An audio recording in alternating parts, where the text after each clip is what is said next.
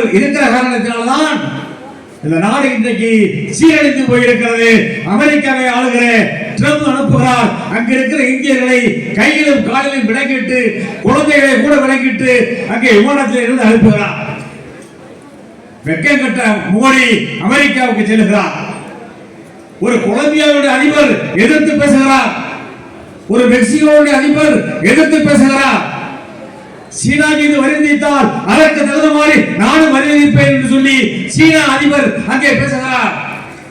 ஆனால் தன்னுடைய மக்களை எல்லாம் விலங்கிட்டு கொத்தடிமைகளை போல இழுத்து வர சொல்லி அமெரிக்காவிலிருந்து அனுப்பி வைக்கிறார். இன்னும் இந்திய மாணவர்கள் பலரை நாடு கடத்த இருக்கிறார்.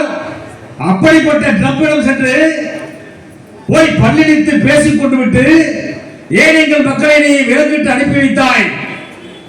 எங்கள் மக்களை விலகிடுவதற்கு உனக்கு என்ன யோகியதை இருக்கிறது? அதற்கு எங்கள் மக்களிடத்திலே மன்னிப்பு கேட்க வேண்டும் என்று ஒரு வார்த்தை கூட பேசாமல்